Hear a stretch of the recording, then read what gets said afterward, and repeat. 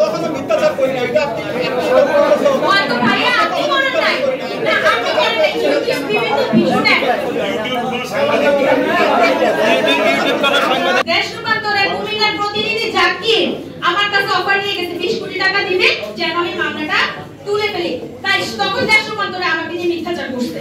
কেন করে নাই বলতেছেন? তো সাংবাদিকরা মিথ্যাচার কেন করে নাই? বলছে আমি নাকি পতিতাত্ব করে চালাই। কখনো কি পাইছে? কিছু বের করতে পারছে? কিছু বের করছেন? কি আছে? কেন আপনারা এগুলো করেন? আমি তো আপনাদের সাহায্য চাচ্ছি।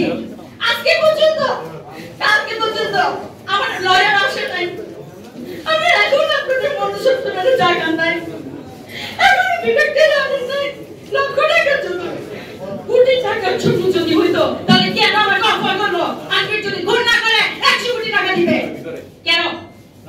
আমার সেই মগজ আছে নেয়া, আমি নিব না।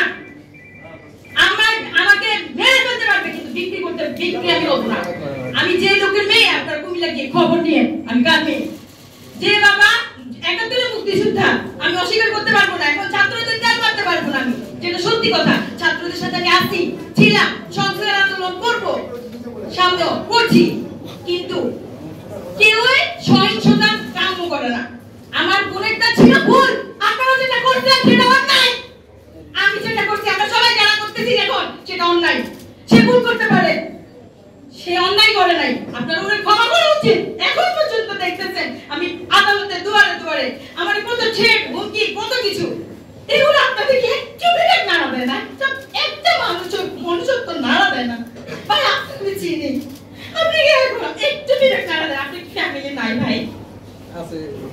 নাড়া দেন, টাকা দেন না ভাই, বসুন্ধরা থেকে টাকা দেন। একজনের টাকা নিয়ে দূরের থেকে আমার দেখে আপনাকে টাকার লোভ আসে না? আমার বোনের লোভ, আমার ব্যক্তিগত স্বার্থ, এটা কোনো রাষ্ট্রীয় স্বার্থ না, ব্যক্তিগত স্বার্থ। ওই স্বার্থে আমি আমার বোনের বিচারের জন্য আমি অনেক আমার প্রিয়, যেহেতু বঙ্গবন্ধু শেখ মুজিব, উনার মেয়ের কাছে আমি 26 পাতার আবেগঘন চিঠি দিচ্ছি। একবার সেন্ড করি নাই, অনেকবার সেন্ড করছি। এখন আমি এখন আইন যে উপদেষ্টা ডক্টর আসিফ নজরুল, উনি একটা বক্তব্য রেখেছিলেন মুনিয়াকে নিয়ে তখন।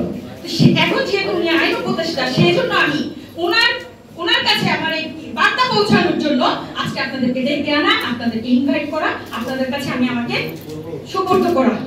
আমি একজন আসামির মতোই আপনাদের কাছে। আমি জানি আপনারা হেস্তনেস্ত করবেন, অনেক কিছু করতে পারেন।